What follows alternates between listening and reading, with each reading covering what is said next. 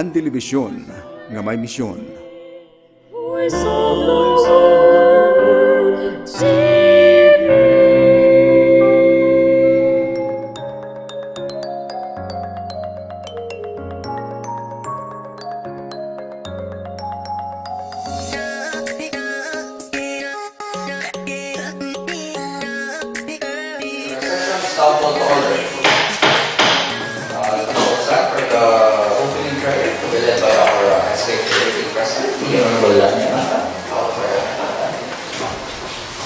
Sangguniang Panlungsod Member State, led by Honorable Escoto.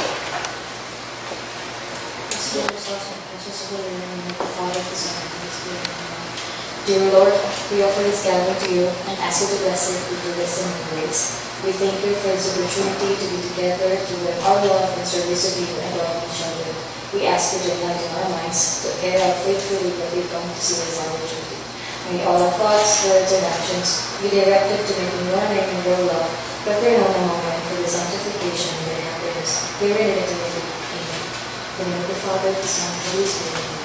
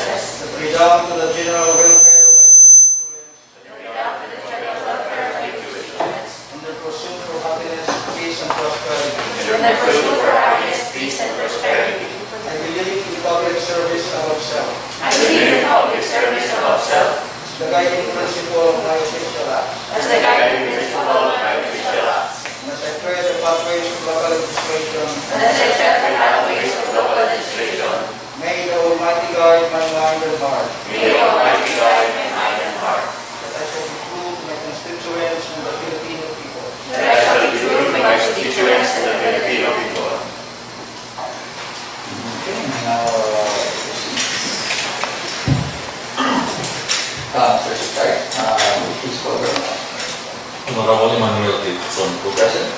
Honorable Daza, Honorable Dr. Anacta, Present. Honorable Lyra, Limbauan, Present. Honorable Atty. Cainday, Present. Honorable Engineer Melcho Arago, Present. Honorable GLAIZA, Present. Honorable Atty. Present. Honorable Atty. Byron, Honorable Kathlyn, Present.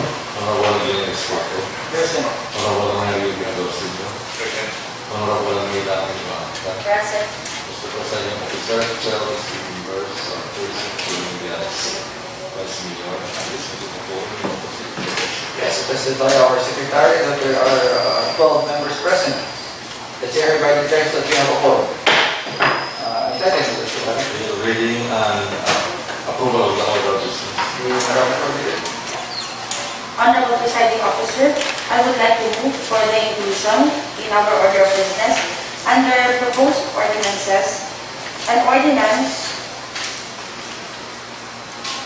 an appropriation ordinance reverting to the general fund the amount of 114,325 pesos, representing the MOOE of the Office of the Secretary of the Sangguniang Panlungsod subsequently appropriating the entire sum to be made available for the capital outlay of the said office. Second? Any objections? None, so motion is approved. Opinion, Representative. Honorable Presiding Officer, I would like to amend my previous motion. The reversion should amount only to 54,000. Okay. Any more amendments? Any more amendments? Sorry. No more, Honorable Presiding Officer. Honorable Presiding Officer, I move for the approval of our order of business as amended. Any objections? That's our order of business for today. It's hereby approved.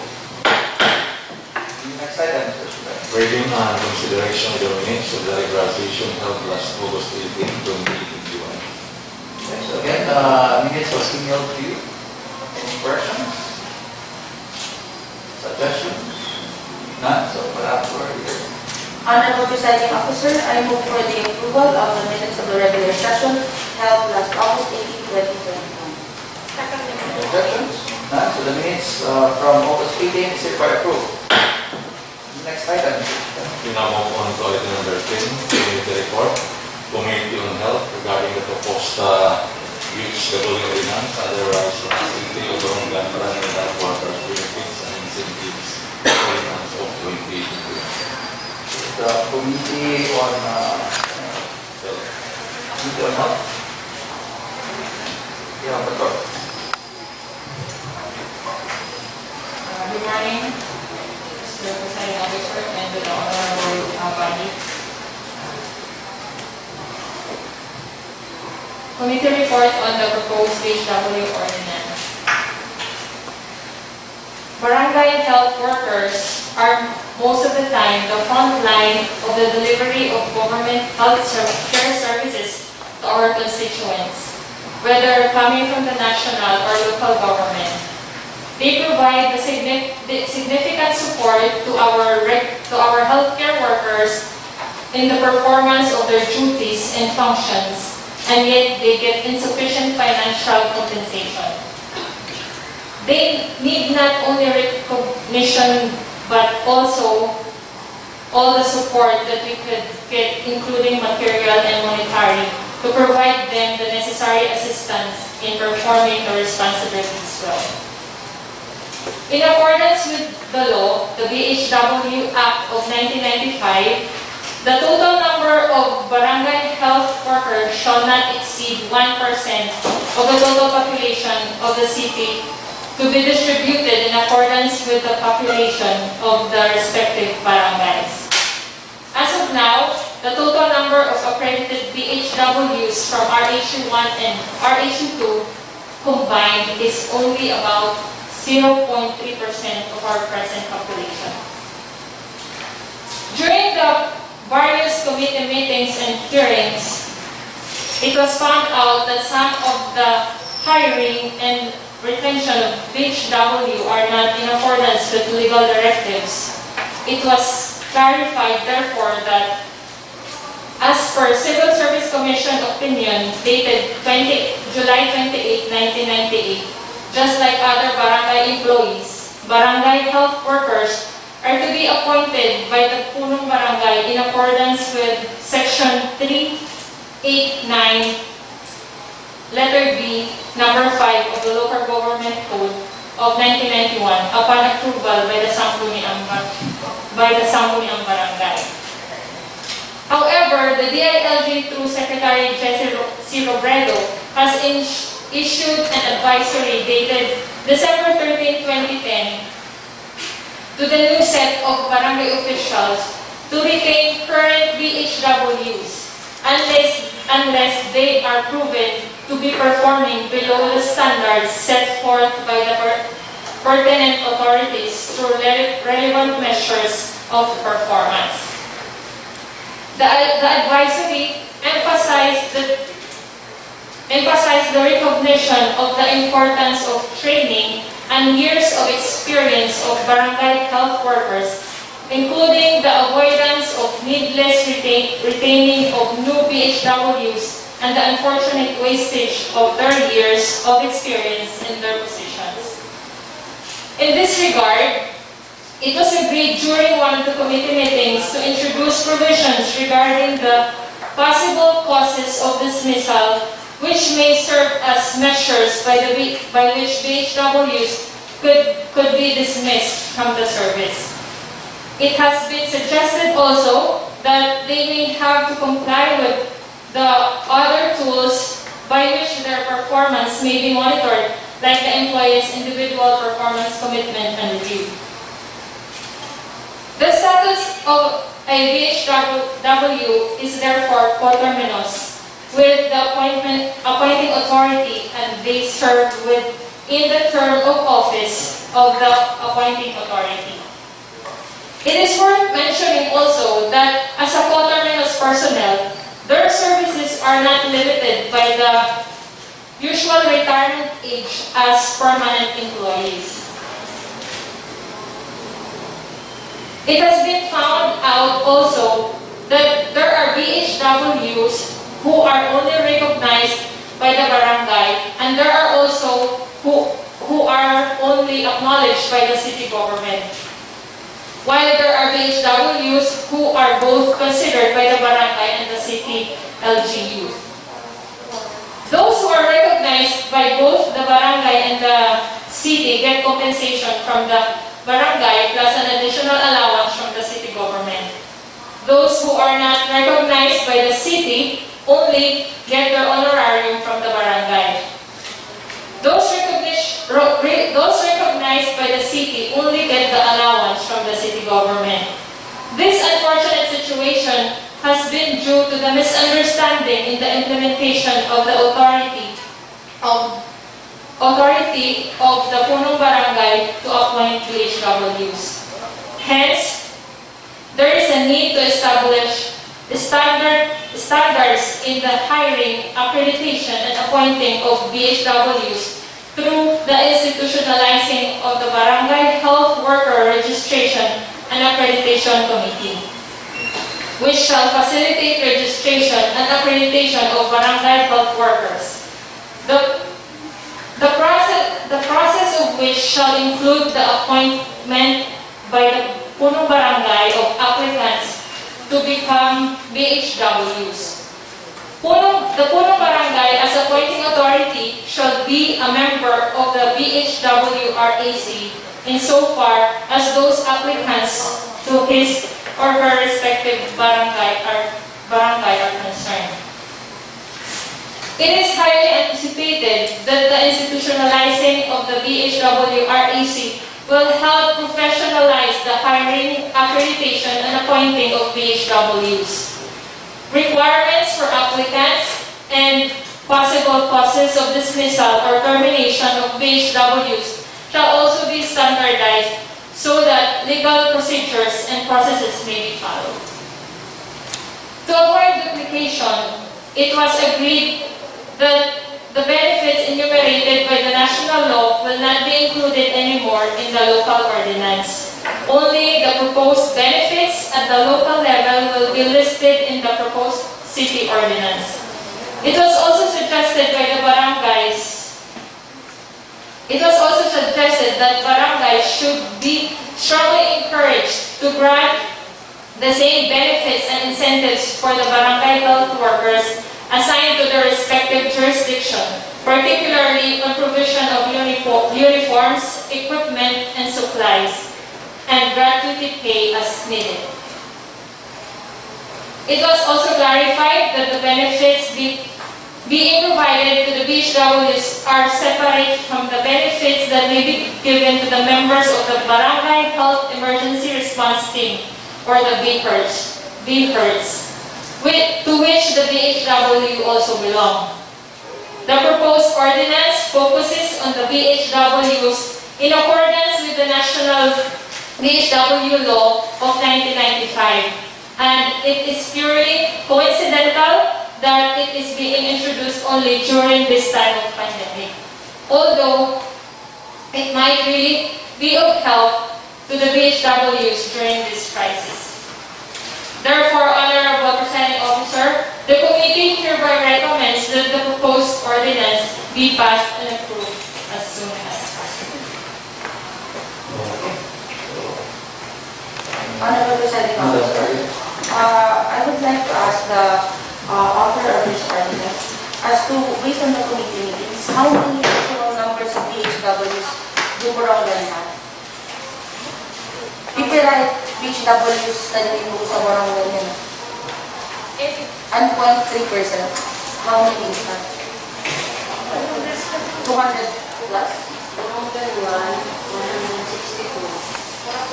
Borongan 2, 120 plus. 162. So almost 300. Thank you, Honorable Presiding Officer. I am fully in support of the ordinance of the Honorable Katrina. I wanted to have information first on that number of BHWs that you have stated 200 plus. How much number being given incentives by the city government, and what is the number of the BHWs given incentives by the barangays? Matagpira-pira. Out of the whole, kasi stated that number of BHWs for the whole city. So that includes the barangay 21. So ang namin kagawa, kaya city funded, kaya naman ang tunang barangay. Honorable Presiding Officer, I do not know the exact number. Maybe call the BHW representative to answer My purpose of this inquiry, kung pera-pera, I want also to support this vote pagkawag sa Sadac, yung maging papriho. If ever possible, all BHWs should be appointed by the city nila. Pero pag may dadali na pera barangays, city funded, tapos ito. So, city funded, usod. As of the moment, ito nga mga nare-recognize itong city kay diri pa kira accredited and registered. So, yeah. That should include, that should be included in your provisional ordinance na accredit dala. Buligan ma-accredit itong mga barangay funded para prihura ang delivery na benefits given by the city government kung tagpira-pira naman na. Para ng barangay, kung mahatag naman hirap, hindi ka nahirap pundo. Pero from the city government, it should be maging ubos matangan na siya. Mr. Chair. As far as I know, these BHW, those who are not registered by the RH1 and 2 are not given the incentive by the city government. We want to know how many are registered BHW to be that receive the incentive from the city government. As far as I know, they will be registered upon their seminar because according to Dr. Agda, they should attend the seminar before they should be registered, those who are not registered with SW, so that they can avail the incentive from the city government. As of the moment, I talked to the CHO, and aton very pa-accredited na mga BHWs, no? Siguro roughly 60 persons na lang. And we are trying to schedule an accreditation since last year. Tapos kasi pandemic, bawal itong mga social gatherings. Ang siya ito kami na-postpone. Ngayon, during accreditations, itatan CHO na bulig naman kasi itong lectures. So, they've been busy at siya nga waray himuhugsungan ng accreditation. Pero yan nagtatry kami magpa-schedule. Hopefully, again, this September, naka-istorya na naman ang BHW coordinator sa province na magpapaschedule na kita for accreditation. So, dapat kasi matuloy na accreditation. Kahit pag may mga incentives, nagpapasaramo itong mga diri accredited. So, diri naman natatagan. Maiman na naman kasi sila nagsiservice. So, with regards to the exact number of BHWs who are accredited, I apologize because I was not able to get the data. So, probably I will just email it to you later.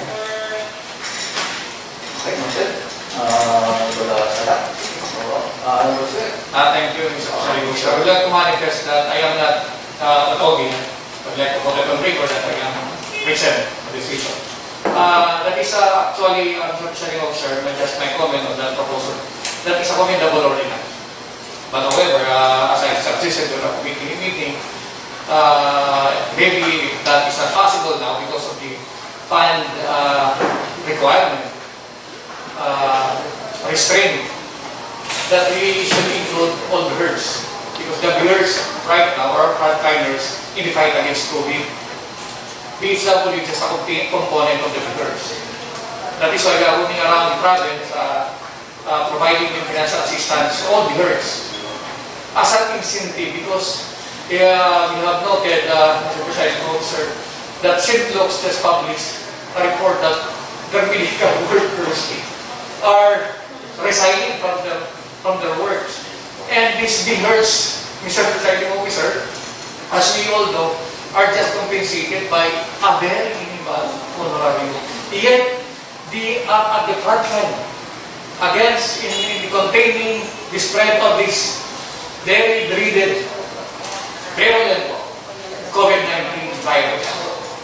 So probably because of the budget officer intimated to us that the funds of the city will not be enough. However, if the city wants, the city will be able to locate an adequate amount to provide to our health workers or frontliners in the city. I suggest to the chairman to coordinate with the accounting or the budget office so that all the herds in the city will be provided with the needed support or assistance. Thank you, Mr. President. That's a very good suggestion. This statement also, Mr. Secretary, Mr. President, present. Sige, so any more questions? I would like to say something about Atty. Suyot's statement. I totally agree that our big herds are now very busy with the pandemic. Pero kasi, ini nga atong ordinance, di man na kasi niya pang pandemic for our BHWs in na ever since nag-work even before the pandemic para ma-recognize ta nila services. Kasi ito natin big herds, di ba? They're just there for emergency purposes, emergency response in Era.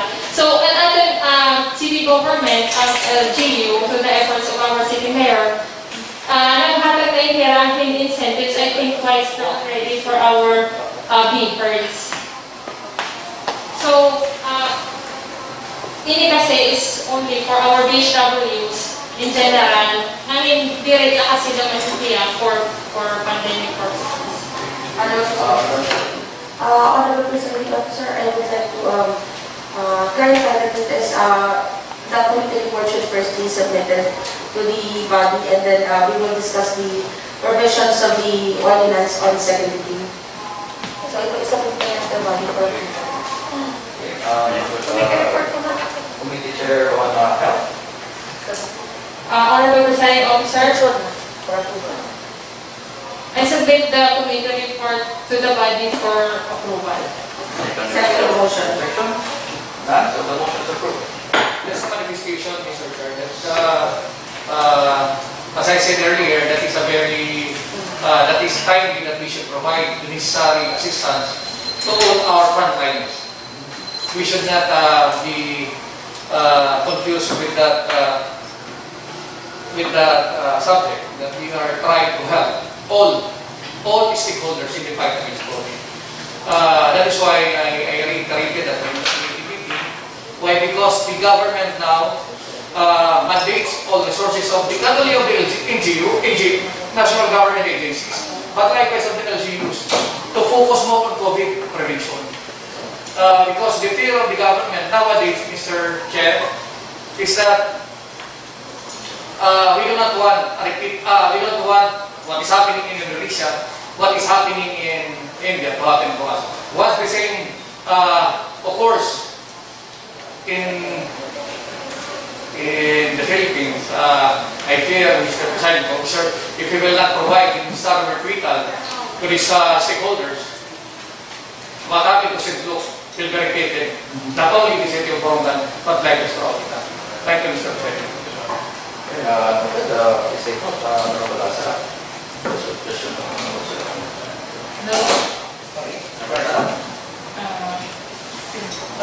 If there are no more comments,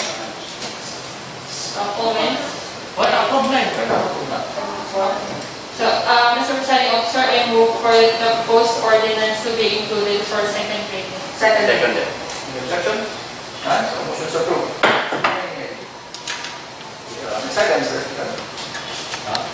Next is Joint Committee on Laws and Rules and Transportation regarding ordinance, naming the new Campisao Road in the road traversing San Fernando Street, Barangay G to Orapil Street, Barangay Campisao, into Lyra Street, in memory of our simple public service as former councilor and vice mayor of the city of Borongan. So the Committee Chair on Laws and Rules and Transportation. Chair on Laws and Rules. Thank you, Mr. Presiding Officer. On August 10, 2021, the Sangguniang Barangay Campisao has passed and approved a resolution supporting the proposed city ordinance naming the new Campisao Road into Zen Dalina Daza Street. On August 18, 2021, after our regular session, the committee, together with some members of the Sangguniang, discussed about the response letter from the National Historical Commission of the Philippines stating that it cannot grant the request of the Sangguniang because it is contrary to the revised guidelines on naming of streets issued by their office. Committee Member Honorable Byron stated that an office memorandum cannot prevail over explicit and unambiguous provision of the law like Section 13 of the Local Government Code because the same is an act of Congress. It is a hallmark doctrine that such office memorandum, like implementing rules and regulation, cannot modify or amend the law that it seeks to implement. When the law is clear and unambiguous, there is no room for interpretation, but application. Apparently, what is regulated by the said provision is renaming of streets, not naming of new roads or streets. Also stressed that what the law prohibits is the naming of streets to people who are not yet dead. The committee chair puts emphasis on Section 13 of RA 7160 deals with roads with existing names. The subject matter of this ordinance pertains to a newly constructed road with no existing name. The term New Campisao Road is only a nickname given by the community. Having no official street name, the committee chair finds the proposed ordinance not contrary to our existing laws.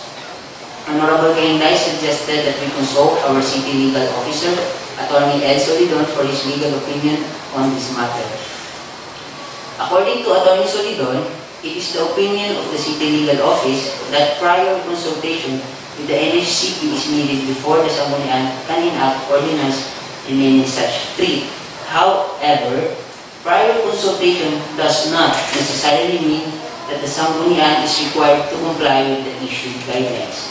The term consultation, in the strict sense of word, only denotes an act of seeking to discuss with or to elicit advice from an expert. Cambridge Dictionary defines consultation as the process of discussing something with someone in order to get their advice or opinion about it. Thus, it can be inferred that provisions of RA 7160 only requires the act of seeking advice from the NHCP but does not necessarily require the Sangguniang to follow the regulation that is imposed. While the law requires prior consultation to the NHCP, the lack of favorable recommendation from the said office is not required before the Sangguniang can pass an ordinance renaming a certain street or road.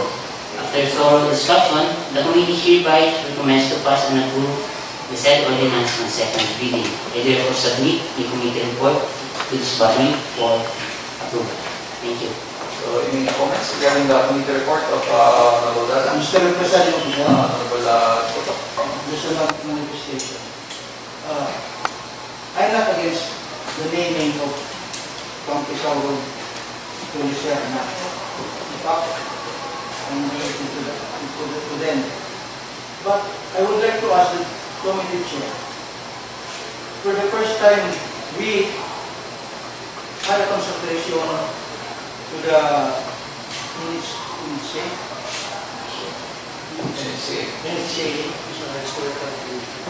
National Historical Commission. We sent a resolution. I would like to ask if the National Historical Commission sent us a letter regarding our request. Yes po. Nasend po yan ang letter. May I ask the committee chair to read the letter?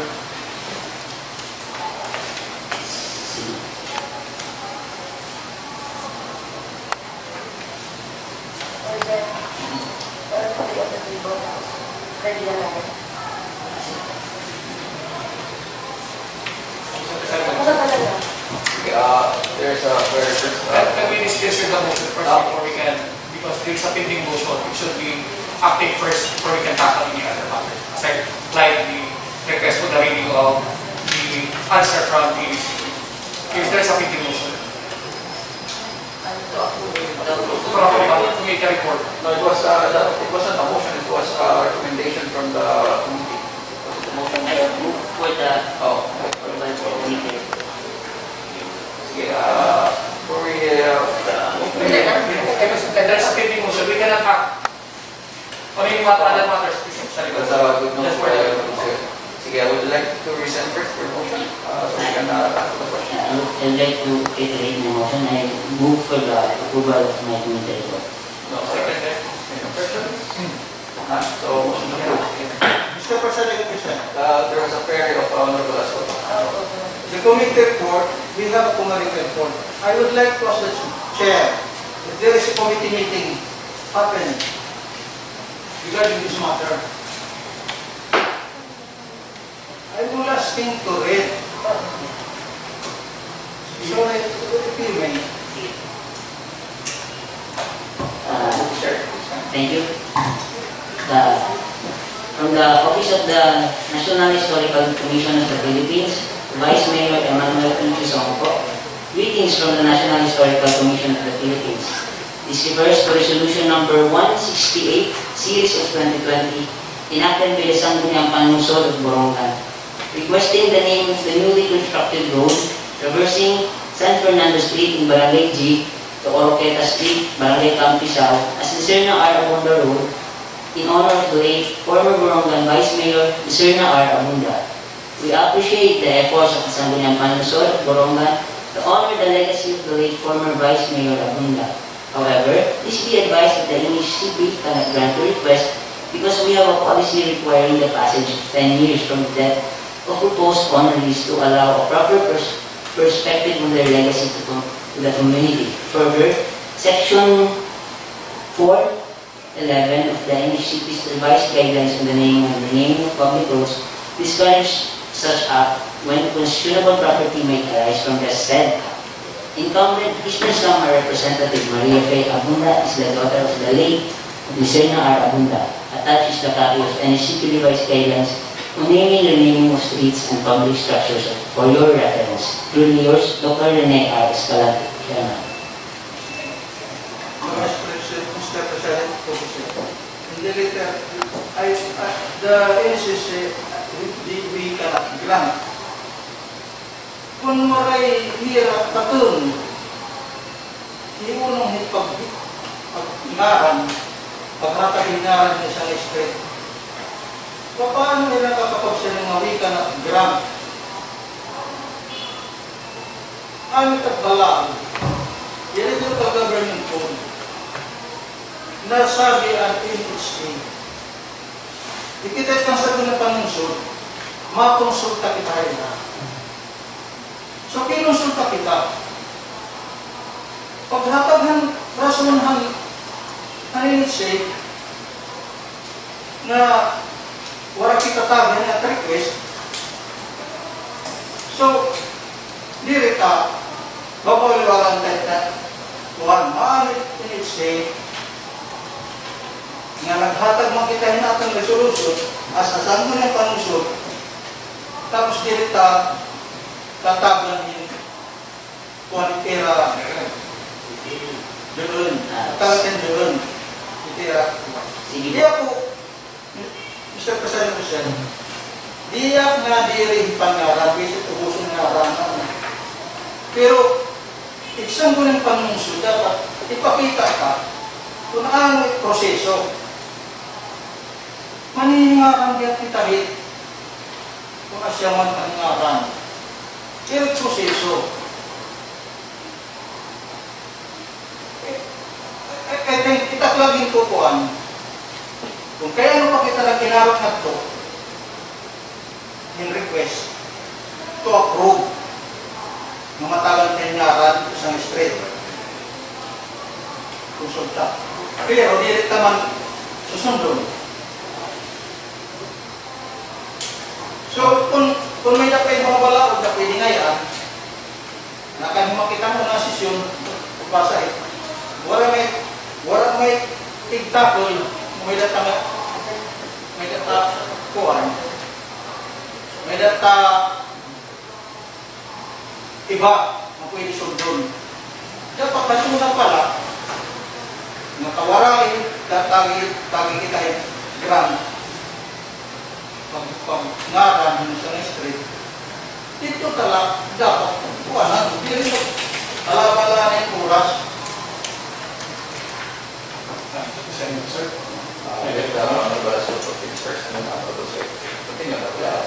I would like to clarify, hearing marami din niya itong kuha. Nagkuha namin natin sa Sangguniang Panlungsod. Kaya namin local government ko.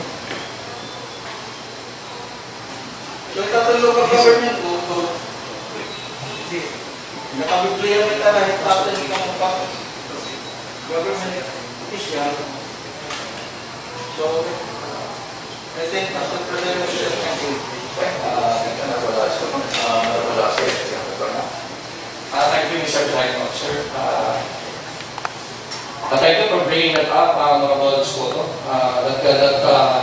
Those are very important matters that need to be clarified before this plenary. I would like to point out, Mr. President Officer, that the law that is more applicable on the issue at hand is the local government code. So under the local government code, what is all the required is consultation. So I decide that memorandum or guidelines from the HCP cannot, as I have said earlier in the committee report, it can never amend, it cannot modify the law that it seeks to implement, which is the local government code. It is very specific in the local government code that in renaming there is only consultation. Just like the implementation of projects from the national government. What is required under the local government code is consultation with the LGU. But it does not mean that if the position of the national government with respect to that of the LGU is that the position of the national government will prevail. What is of the LGU will conflict with that of the national government, that the LGU position will prevail. Because that is the budget of the national government. While the national government can still implement the program.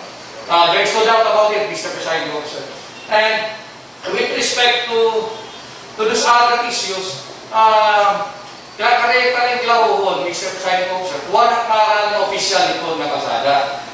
So ito nga na local government code, iyalat na balaod ha? Kinang hindi kita bumasa balaod. Yan balaod, and I would like to share this officers to enlighten our colleagues about the law. Kasi pinagpalakot mismo na pamalayan na renaming. Renaming tagayin, pag pamalay, hindi primero. Because there is no official name to speak of. So there is no renaming to take place. Because that name is not official. What we will only revoke or replace is an official designation or name of a particular police street. Just to clarify, Mr. Presiding Officer, and for the record. Ngayon, it put the ating panggalan that is plenary on the part of the local government. Of the Sangguniang, because that is provided by our byron, the local government code, section 13, for the enlightened information of this August body. Masama lang ito, it is very self-explanatory. There is no doubt about it. Thank you, Mr. President. Honorable Presiding Officer, I think this request was first given to the NHC para punta ko magamit na rin guidance. But reading the local government code, section 13, dahil letter C, the Sanggunians of the component cities may, in consultation with the Philippine Historical Commission, change the name. So, ito rin yung consultation na kamutang change the name. But then, we are naming, direct na to change the name.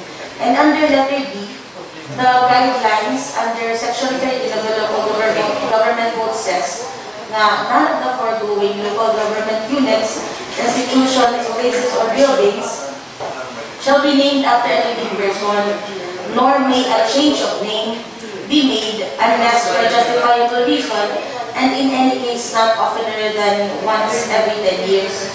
So, we appreciate kung tadaan ang resolution natin consultation, even if they rejected our request. But I think bangon naman nila nagsala because ang hira naman na pagkaintindi changing of the name or renaming. Pero I think naming of streets may be done by the Sangguniang as long as dili pabubiit na tao ay yun yung ngaran tali dahil streets. Thank you, Honorable President. I am really saying thing of Honorable President as what natin sa rin natin si legal officer may in consultation lang po. Another din submit na resolution was the resolution before supporting the naming of newly constructed road into Lyra na around the street in honor of her exemplary public service as a former councilor and vice mayor of the city of Borongan. I believe that in order for these guidelines, itong ACP, mag-invite din hatan ng mga Sangguniang Panlungsod, we should request itong Congress na i-amend in section 13, paragraph C of the local government code para mag-invite niya. Kasi dito pa nila guidelines, may naman dito name or renaming. So nagkakamaya ng confusion in between the local government code, may hitira po guidelines. And I believe, mas ma-prevail po yung local government code kaysa po hitira issue guidelines. Thank you. Mr. President, naklaro king na renaming. Kanina pagtitinalagay name. Pero, atong pagkuhan, kung kay ano, mo nagsinurat pa kita nga ito. Required by law, renaming man natin yung lukuhan. Consultation.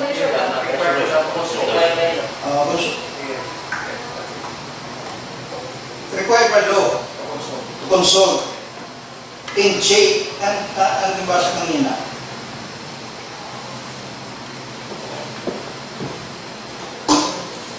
Required by law, change the name of the following. The Sangguniang component cities of Mansal may, in consultation with the Philippine Historical Commission, change the name. Kasi nag-require na law, di ba? Consultation. That is only consultation. Consultation, change the name. But di mag-lawyer. Change the name. Tapos nag-sort kita na ito kung mag-consulta. ang rason naman initse, yung nagpundiriya kung ano, 10 years. 10 years. Dapat 10 years, itong namatay after ignaran. 10 years. Kasi, ito yung respect. Kung atin tayo susundon natin, hindi mo na ang balak. Eh, puro mandamo naman ang nagka-official ha. Kung may na mag-request na barangay, yung pagngaran nito sa kalsada, yun sa pag-reservat na una, na namatay pala yan ha, or namatay within 1 year o pwede talaga i-acta. Ito yung nangaran. Yes po. So, kasi, I would like to clarify, para itsunod, nung may nakumasangan ng pangarang, kailangan na natin ng mga kuwan, mga nanhihatag na mga kuwan. Ay, akala ko. Yes po, as long as dire pamugdiri umuwi. Tapatay. Ay, patay na nga eh. Dapat naman nagpatayahat ng mga opisyalis. Opisyal, may konsyal, may vice mayor. Daman na. Kung may barangay, mag-request. Okay. Okay, sige. This is a set to clarify. Okay. Wala ko po.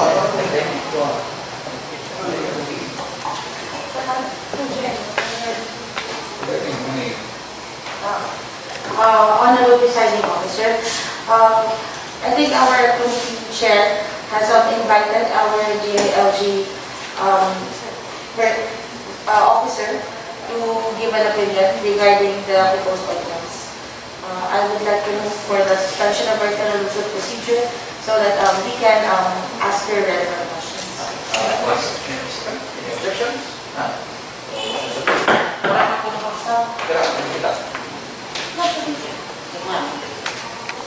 Okay, parang sa mga kita dito.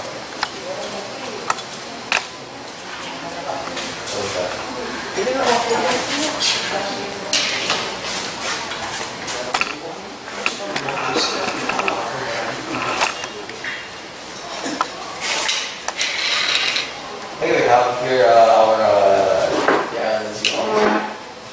ma'am, maybe Daza, maybe invited our GLG officer kung ano na ang problema yan. May problema ngayon. Para mapalawa kita. Hello Ma'am Gemma, good morning. Question na po ito ng Sangguniang is, can we name a newly constructed road? City road po yun yan, city road. Newly constructed city road. Ato ka, Honorable Nawala Design na araw mo. Ano yung process talaga yung pagnangaran? If you have any knowledge po, ano yung process yung pagnangaran sa mga kalsada? Okay, thank you. Good morning, Vice. Good morning, the fellow members of this Sabi. Actually, direct ako maakon ang suhat kay yan ako na kaano nga kung ngayon niya, bagong mga kalsada, newly created. Ang amin kasi hindi pa kaintindi, you are going to rename a street per letter. Ang ako na-receive nga sulat kasi bibi, renaming of the street nga, which has been pending ko no, which has been calendar last December 2020 pa. Tapos, di rin naman klaro kung kay ano nga negative an answer ang National Historical Commission. As stated in the letter, you have written the NCP, but the reply was on the negative, which direct ako kung ano ka negative. So yan na, ako na kuan na. Siguro, assuming na ano ang aton pagsurat as to the renaming of the street, kita ka nala na-assume nga, ang ira answer was on the negative because per section 13 of the local government code, diri talaga niya, non-negotiable to rename per letter.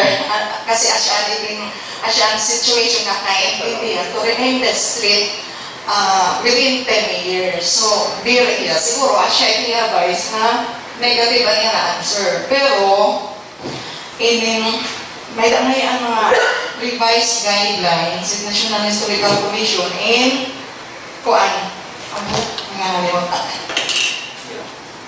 ito naman kami yung devolution, transition, critiquing ang mga DPPs. Limited copy na. Just read it back for the report. Just read it for the report. Sige. Siguro maraming pagkabukusan, maraming problema kay newly kuan man niya, newly constructed road. Ang akin kasi pakaintindi per letter, renaming. So medyo nagkakaproblema kita. Kung pag-ngaran la, it's importante malit niya, kung mag-ngaran kita is more or less, very a living person pa. And per guidelines, importante din nga, ignangaran yung tao, is may da contribution to the culture, to the heritage, to the economic development of a particular LGU. Asya man na po dida. So, in our case, medyo waray gad kita problema. Okay, direct man renaming. Honorable Chair, I saw the letter sent to the NHTP, and it was stated that their naming, renaming. So I think, since we've invited Ma'am Gemma, it's also proper to invite NHTP para ma-enlighten kita both kung kahit kasi diba, ito natin NHTP, naman local government po nga, kaya ito naatasan itong mga naming, renaming ito natin public places. Mr. Chair. I would like to clarify, Mr. Chair, that the NHTP does not, is not the proper authority to determine whether or not the LGU will name a particular street in this manner or not. It is us who will name, because that is what is provided by law. NHTP, our duty to NHTP is very consultation. That is very clear under the law. We consult as to what kind of opinion they will give to us. It's up to us to consider. Pero that is merely advisory or commendatory. That is not binding on the family. Because there is a provision of law that allows us to do this, to do that. Thank you, Mr. Chair. Siguro, klaro naman po din ang revised guidelines bisan an order of naming a street. So, may nira, kung siring pa ni Atty. Suyot, yung na legislative authority pagkuan. Kira siguro, pag-advisory man na ini. But, based on their guidelines, may order nga. Parang, for example, itong mga roads, kung magkukuan, kung panyangaranan, may order. Presidents and national heroes for primary roads, senators and congressmen for secondary roads, and local officials for tertiary roads. So, may order, very clear man po, very self-explanatory nga revised guidelines. Okay ka, hikipan ito. So, as to the calendared issue on naming that newly constructed road, parang based on my kuan, wala problema kay mag-umangayan. And renaming la, medyo makuan kita nga, non-negotiable talaga, we will not rename in oftener than 10 years.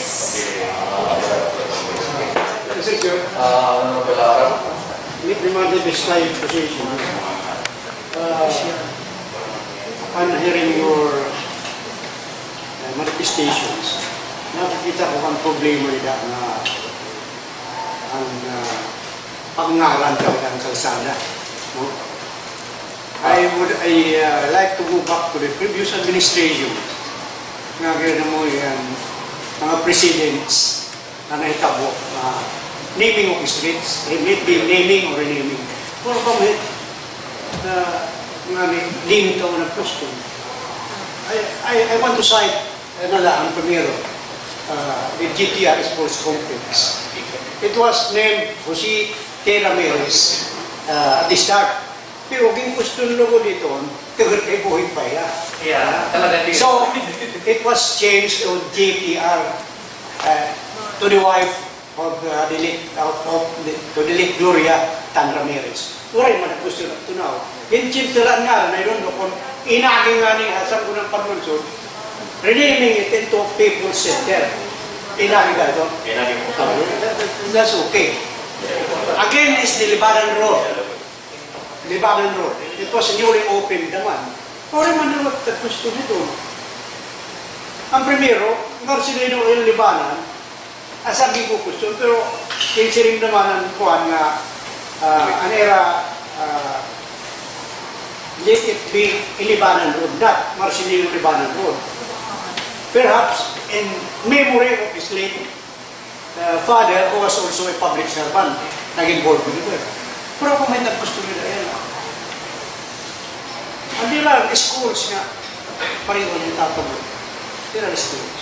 In fact, the Campisao Elementary School was renamed Eugenio Abunda Elementary School. So, itong pag-connection na dahil di rin maupay nga buhat, kahit kaupayan, nagdadaag ito, maupay nga binuhatan. Naming district, kung may naman puti ay nga questionable, let it be, pa-question. Kung nabaga ingat tuman ni Halikal ko, question. Kung diin man yung mga agencies, pwede di pa question anyway. Kung makakuha kita legal decision, tapos tayo, hindi pa tayo. Pero, so I am kung let us proceed. I am in favor na pasigi itong naming state. I just want to clarify, diyak na diri pag-ngarani. Yung pag-opay nga ni nangangarana. Pero natin laging ito dalo. Andarahan ka ng inisensyo na. Nakaatan din ka na una na kinarawat ka. Ang resultan surat. Wala question. At na nga tinakuha nga, sige, 10 years na lang. Pero kasi yan na, kay siyempre, nakuha nga, nakita ko, na ibalik nilang pagkuhan. Nag-question lang kay ano nga, may man kuhan, bahin kita anak. Yan na, naklaro na, kaya na DLG, yung mga abogado, sige, okay, marami tayo. Mr. President, ay nakita niyo pag-agreement, and it also provides, we are not renaming that said street. We are going to name the street. Ano tapay pag-inclusion? Clearment Balao. We are not renaming. We are only going to name the road. That's all. So, any more questions? Kung pwede lang, if I may be allowed to read number 6 on the guidelines. No public place should be named or renamed after a person within 10 years of his death, except for highly exceptional reasons. Example, his death was due to assassination in the service of the country. He or she gave exceptional service to the nation, death while trying to save others. Maybe you can state whether or not that particular guidelines is that from the local government code or from the It's CP. Death was a result of his patriotism and death while in the performance of one's duty. For guidance lang po in your decision.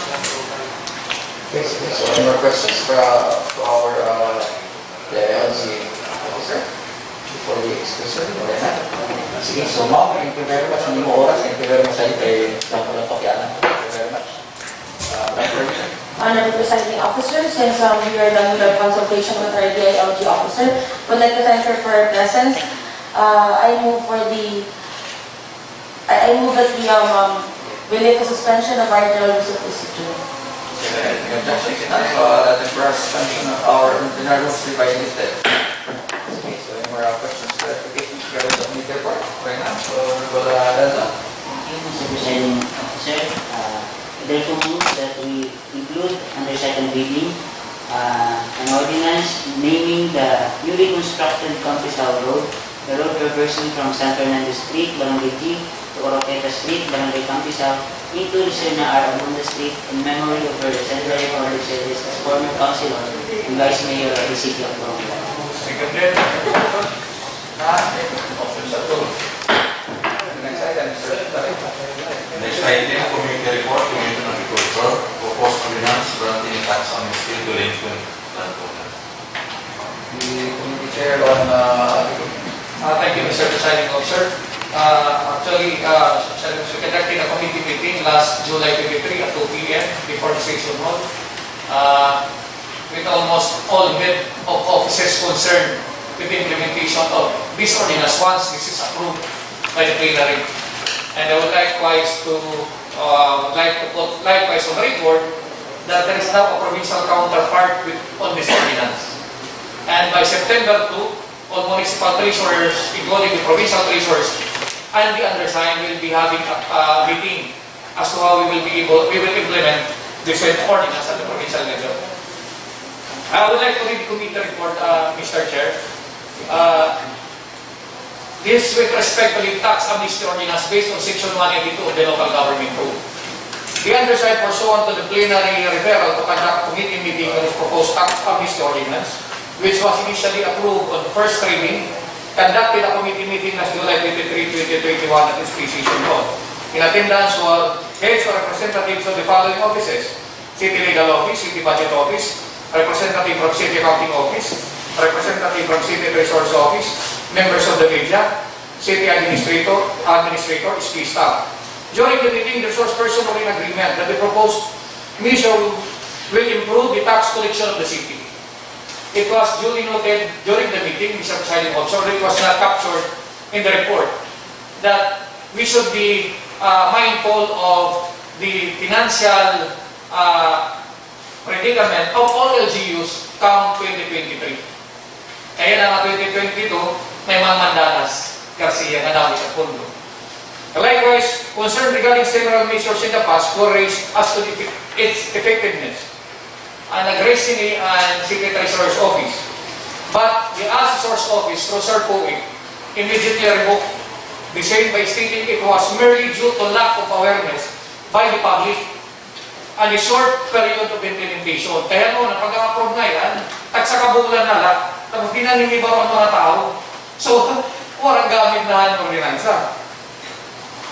In the proposed ordinance, the Treasurer's Office will collaborate with the media and all barangay officials in informing the public either through tarpaulins in every barangays and by sustained announcement on social media with the intention of reaching every landowner in the city. The undersigned stressed the advantages of the measure, such as additional local income source for the city, improved tax collection, secured real property owners, more SEF funds for the school and for our school children. The said measure was unanimously endorsed by all attendees so that it can be implemented at the soonest possible time. End of the report, Mr. Chairman. I submit my report for the consideration, Mr. President. Any comments, suggestions regarding the report? Cainday?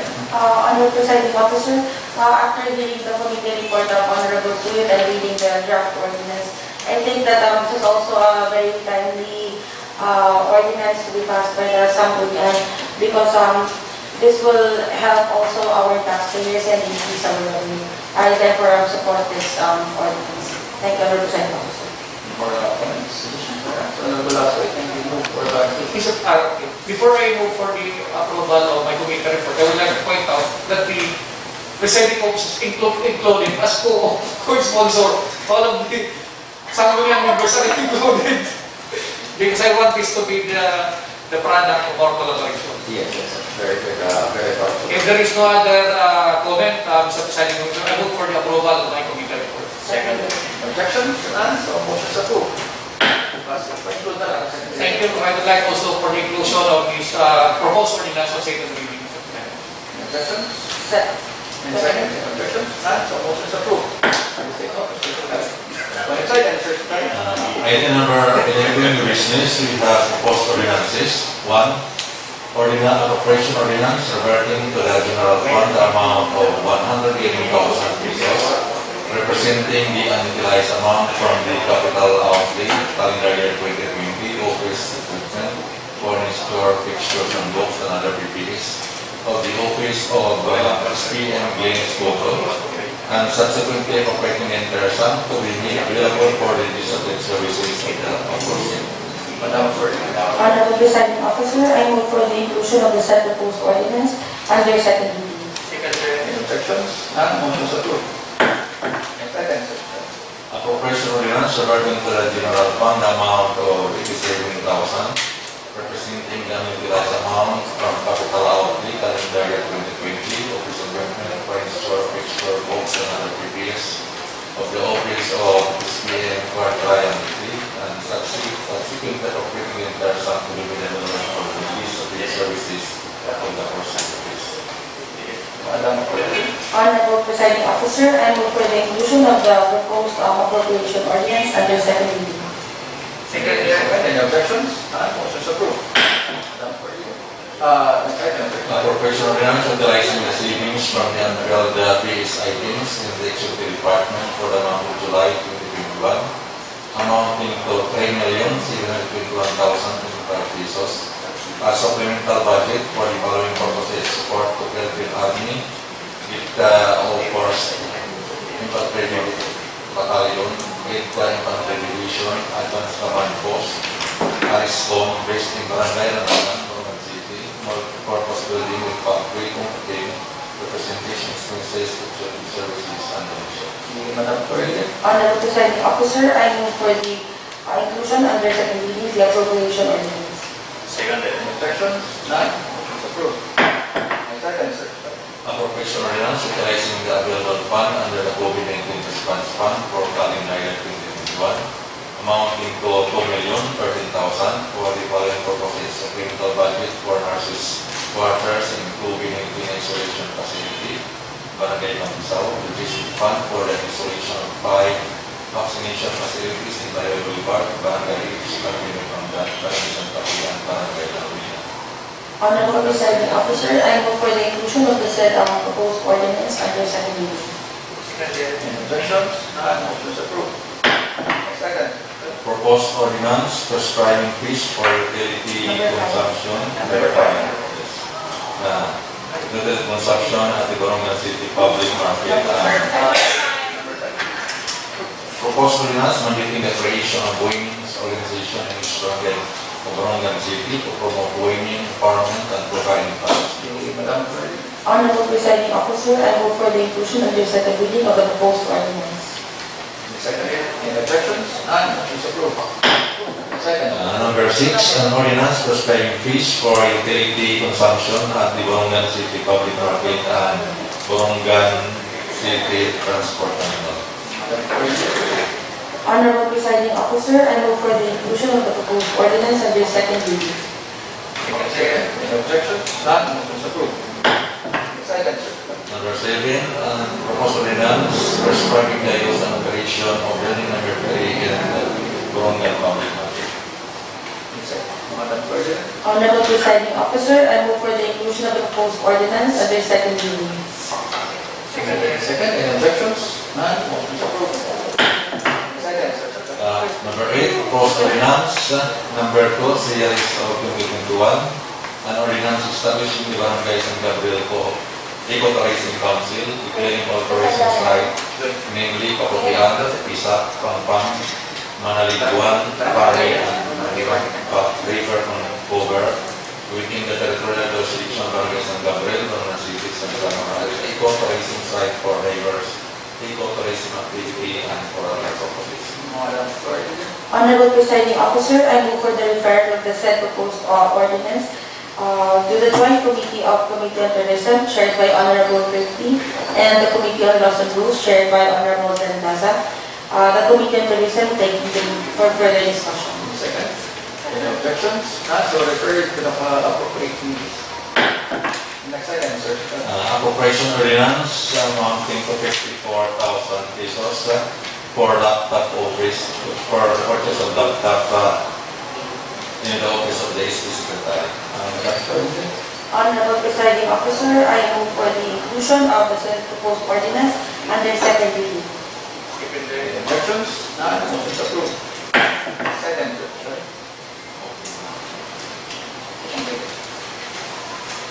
We now move on to second reading. Ordinances for second reading. Number one is proposed BSW ordinance, otherwise known as City of Borongan Barangay Health Workers Philippines and Incentives for the Comments? Suggestions? Honorable Sadac. Ito na, wala ka. No, May amendment, or isa na amendment?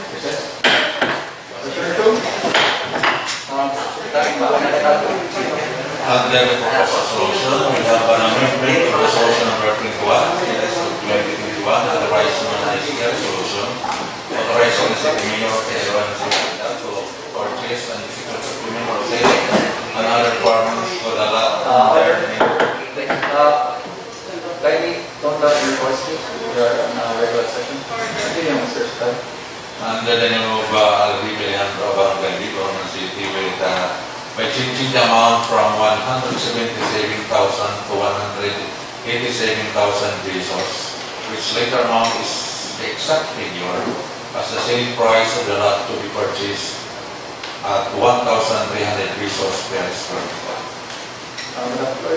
Honorable Presiding Officer, this request by City Mayor for the amendment of resolution number 21 series of 2021 approved last May 26, 2021 is I think brought about by a mathematical error of 9,700 pesos from the selling price that the government will enter into and the senior citizens. So, and for the senior citizens building.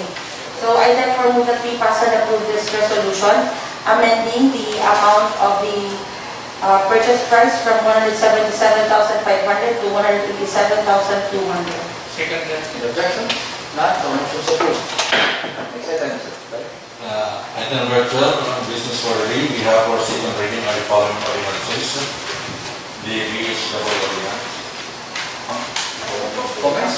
Questions? Regarding the ordinance? Honorable approval.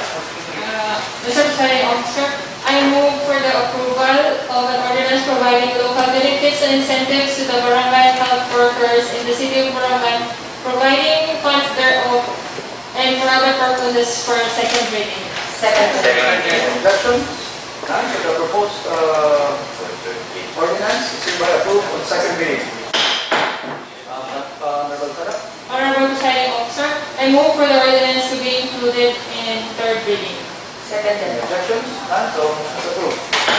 Next item, Mr. Sadac. For second reading, ordinance naming the new Campusao Road into Lyra Arabon District in memory of her Central Public Service as former Councilor and Vice Mayor of the City of Borongan. Comments, suggestions regarding the ordinance?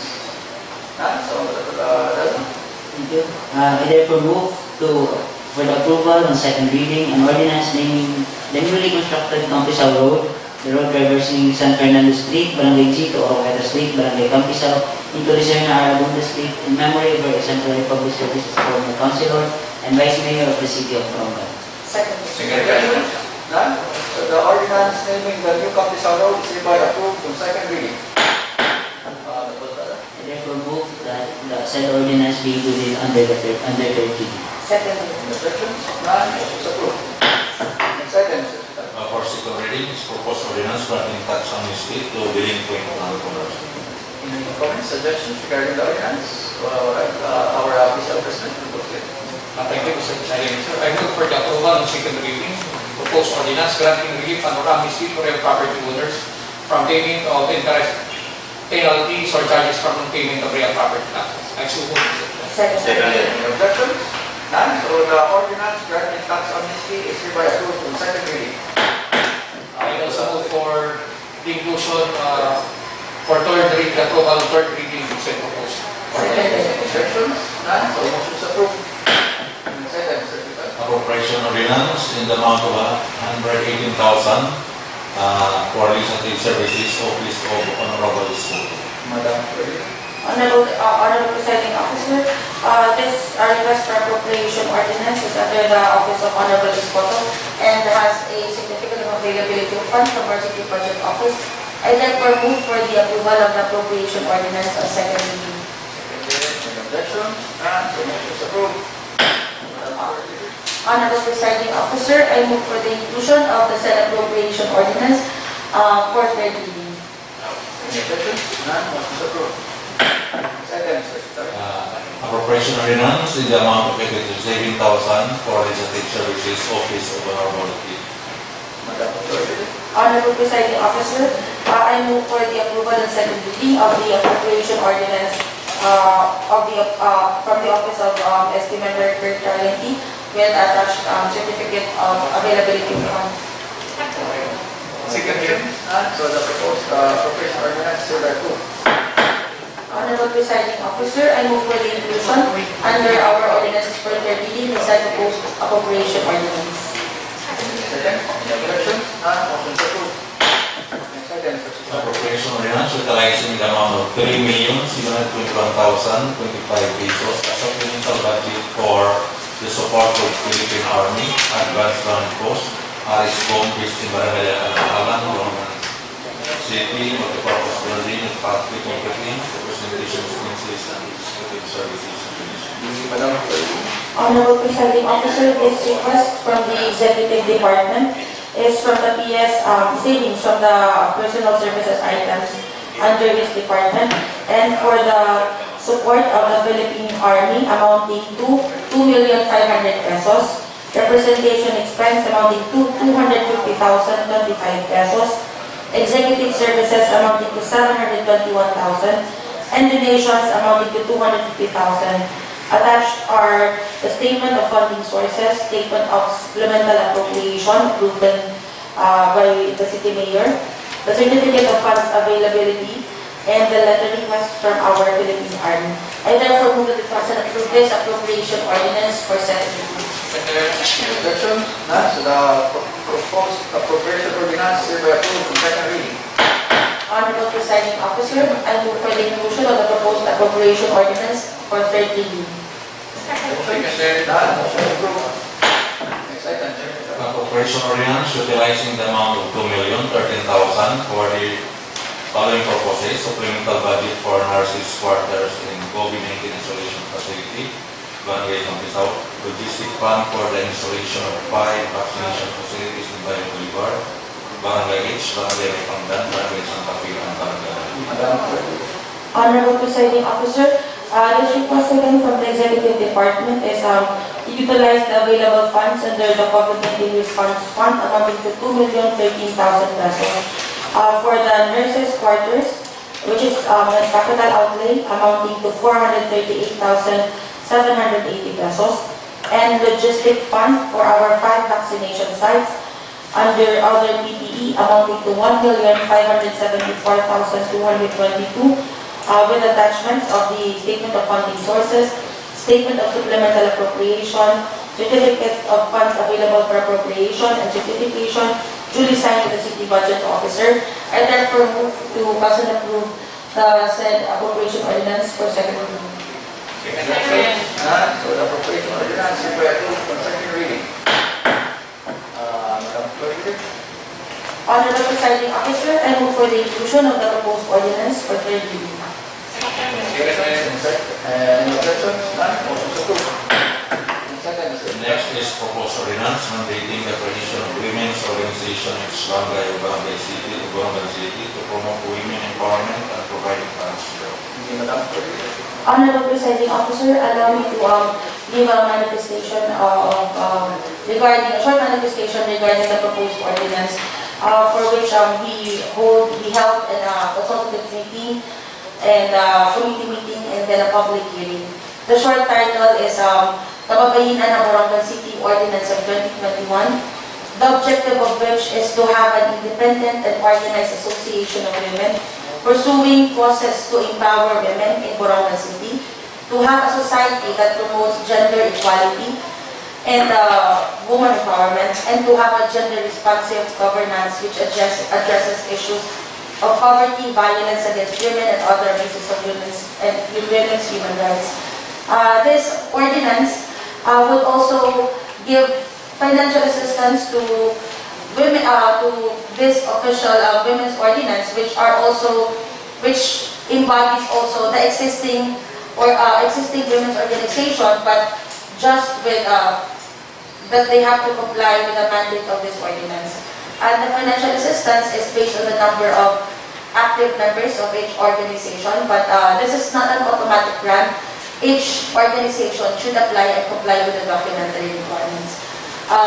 We have considered all the suggestions and comments of our Sangguniang Panlungsod members who were in attendance during the committee meetings and the public hearing, and also we considered the comments and suggestions of our department heads and relevant NGOs and agencies, government agencies, during the consultative meetings, and the opinion also and the comments and suggestions of the public during the public hearing.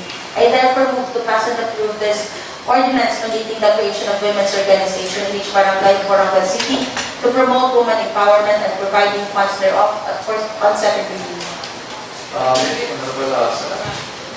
Before we approve the motion, I would like to just commend our author, Honorable Cainday, and I fully support, together with Honorable Limbauan and the other members of the committee, social welfare committee.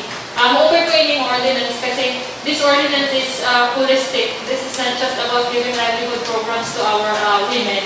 This is empowering them holistically. Health, syempre, kung na naman ang livelihood, ito niya economic aspect, at iba pang aspect of pagiging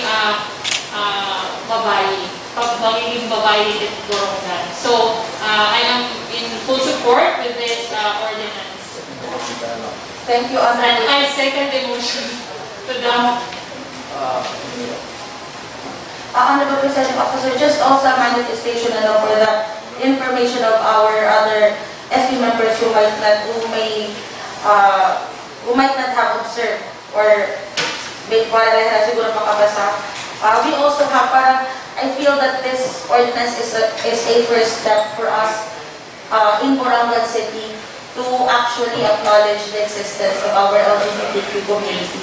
But I think it's a first step, kumbaga at least pinabihantaan puntahan to recognize those whose gender identity is a woman, nga pwede ko tara bumulit, but at the discretion of each women's organization in the barangay. Thank you, Honorable President. Thank you. Thank you, Mr. Presiding Officer. As PCM President and Emman, I would like to commend the process of this particular project because this is empowering women. And I would like also to encourage my male colleagues I support. to support or pass a similar ordinance. Thank you, Mr. Presiding Officer.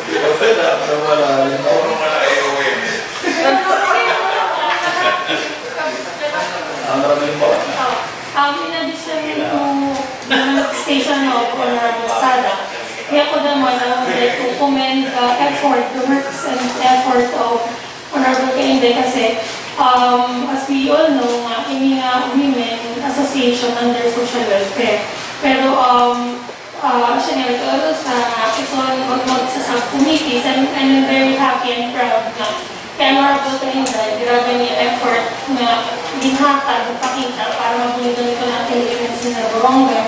And during itong iyang mga kaniyag yung mga committee meetings, consultations sa mga women, kinita ko talaga na kahit papaano, ginadakuloy ang improvement and ating women's association in the Borongan sa kutapong pandemic. And again, I am in full support also in the ordinance. Thank you. As an addition, Mr. Chair, I would like to request our Chairman Committee on Finance and the champion of the rights of women to at least make the male counterparts as adopted member.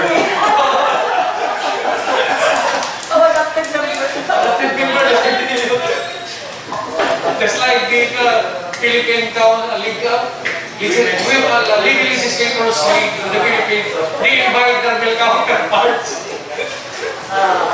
Thank you, Mr. President. I have fully supported this ordinance for the main reason that women are for men also. And vice versa. Seconded. Women were created for men. Seconded. We have 20 more spread over the seconded by Sadac. Any objections? None. So the proposed ordinance mandating the creation of women's organizations is hereby approved on second reading. Madam President. Honorable Presiding Officer, I move for the inclusion of the proposed ordinance under our business for third reading. Any objections? None. Motion is approved. Next item, Mr. For second reading, an ordinance prescribing fees for utility consumption at the Borongan City Public Market and Borongan City Transport Terminal. Madam President.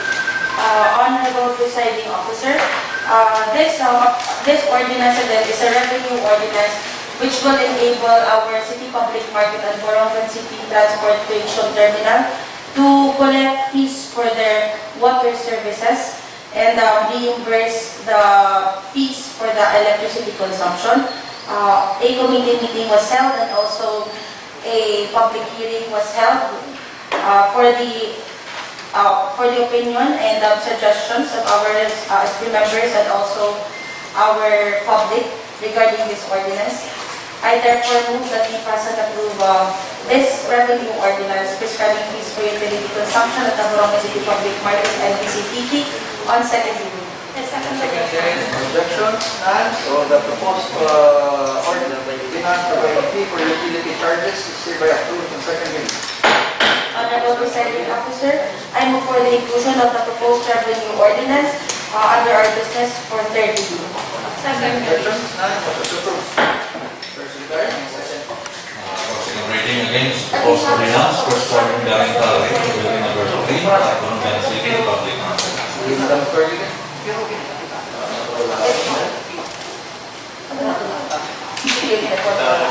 Honorable Presiding Officer, again, committee meetings were held for this revenue ordinance for us to be able to operate our new building number 3 in the City Public Market.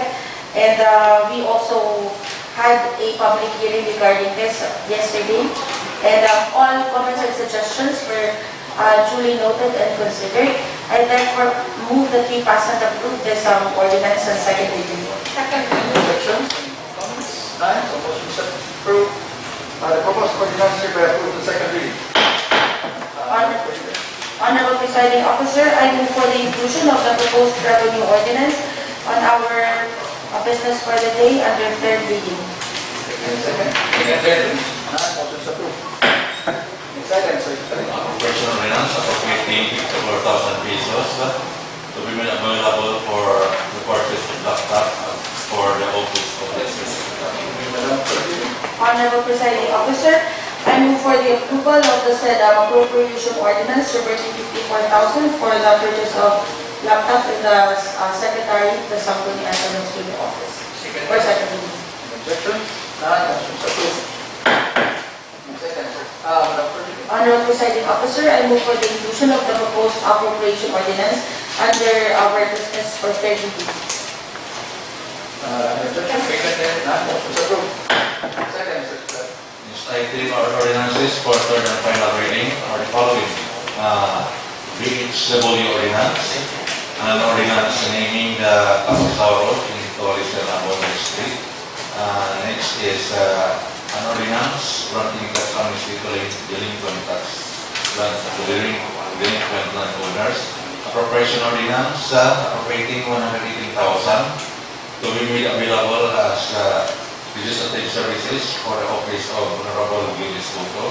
Likewise, an ordinance appropriating 87,000 for legislative services to office of Honorable Operation ordinance in the amount of 3,721,055 pesos as supplemental budget for the support of Philippine Army, advance command post respond based in Barangay Alang, and multi-purpose building with public operating, representation of expenses and utility services and dimensions.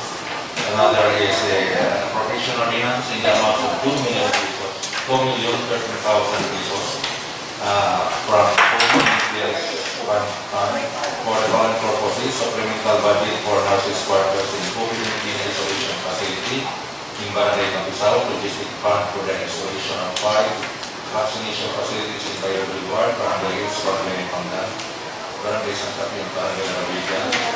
Next is an ordinance mandating the creation of women's organization in Barangay Borongan to promote women empowerment and provide funds. Next is an ordinance prescribing fees for the utility consumption at the Borongan City Public Market, and an ordinance prescribing the rental rate of the number 3 at the Borongan City Public Market, and the appropriation ordinance creating the amount of 54,000 pesos for the purchase of laptop for the office of the SP Secretary. That's all for third reading, Mr. President. Thank you, Mr. Speaker. And for other matters, we are Honorable Presiding Officer, may I call on our PHW representative, President? Honorable Presiding Officer, in order for us to allow our DHW representative to speak on behalf of the in the session, I therefore move that we suspend our general rules of procedure. Seconded. So our internal rules are waiting for our suspended. May I call on our PHW Federated President of RHU 1, Ms. Lyra.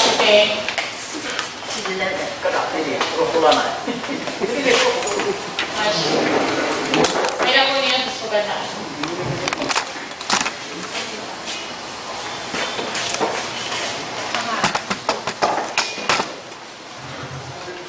Upay nga kayong matanan, Honorable Chair, na dinawan sa Councilor sa Borongan. Pangalan nito ng mga BHW, kami nagpapasalamat sa iyo suportahan. Kay dapat ito nga iyo bulig haamon, teka nga iyo pagpurok. So, di kami, masuportaliwat kami ang iyo, bisa namin po iyo. Ang iyo haamon. Alam mo, padag masuk dua kali. And for clarification ng Honorable Suyot, itong B-Bird, iba itong BHW. Kami, itong BHW, bulig kami itong B-Bird. Na-compose itong B-Bird, itong barangay official, barangay tanod, itong BHW. Kami dapat ang pakabulighaera ito mga barangay official. Ngayon, itong BHW, tikang pala itong pagburid na buburid balik ng bata. Ang na din mo monitor, nga dit kamatay. Ang manit niya tanan. Mga kayo sa ito take this opportunity, paki-quality yung mga BHWs mo kayo kanina ng ako. So, kailangan mo nyo nakikarapat, marami pa. Ito, nakita ko yung mga post kung may pinagpapakalakat na kakawin mo. I think it is the function of the BHW to assist these persons na mabuligan niya city, tamang makakain. Kasi nagsinugan na, pwede niyo kartuon, na mabuligan ito, pakatuon naman, mga tatagal na nila-ex kayo, hindi naman na nagpapakalakat, kung magtayo naman. Kaya maburing yung nagpipinang-post pa yan, kasi pala nito pinanginginan. Thank you po. You're welcome sa sagot sa session. Pag-ibig na kami pakinalang piyo, nagtatag sa mga barangay, kung nilagay mo ng hinginangan, para at least kami makabuling malata ng pera. Opo, natulad ka kita siya naman ganyan kaunasaan niya, maharap na lahat W itong AX para mabuligan ka. Thank you po. Any more questions? So, ayun, dahil mga salamat tayo. Mada po na pakihan, ha?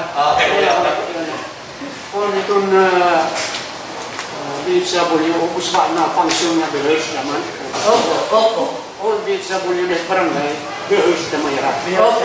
Itong B-Lord, itong diri na itong yung medyo mga kuha na laro lagas, di rin itira na katit facility. Pero, ito yung barangay hall na. Opo. Ito mga prenatal, ito immunization, ito yung hirap permit. Itong panimbang, na-assisted hirap. Pero itong mga duties nila, aside naman duty DHW, ang panimbang ito. Opo. Like the first day, naman na COVID, di ba? COVID na lang. So, opposite bears na tataganhin, honorarium, mga. Namatagwan ito ni LGU, twice na tinagal ang beer. So, ito naman yung mga BHW, madiri na function na bears, natatagan naman.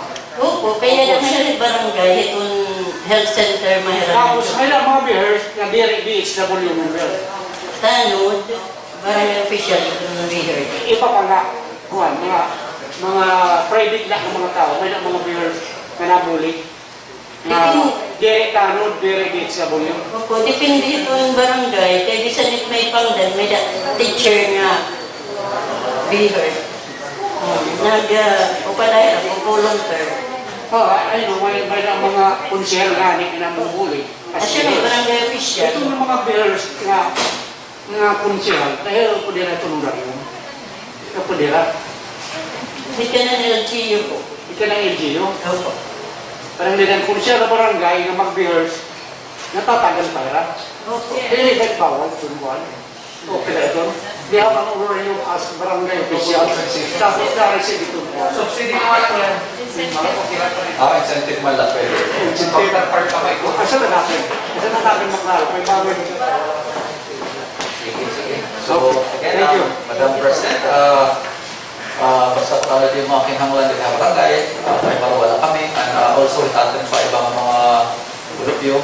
As you can see, atin na gobyerno yan na, LG Borongan is fully functional, so kung ano yung mga hibubulik na yun, kailangan ko pagkaalam ko pagkakalam.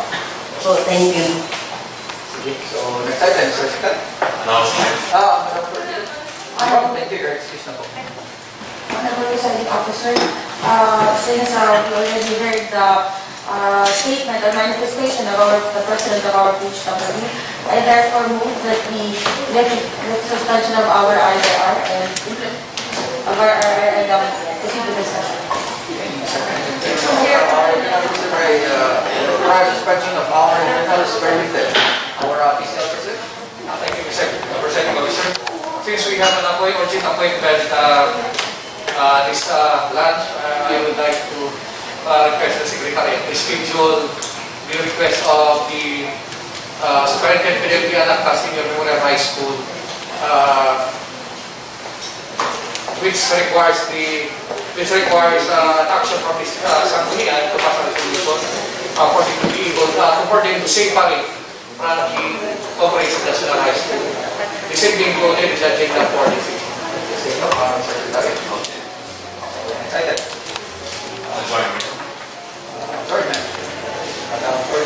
Honorable Presiding Officer, I move for the adjournment of our 90th regular session. 99. Any seconds? Any objections? That's our 99th regular session. Now adjourned.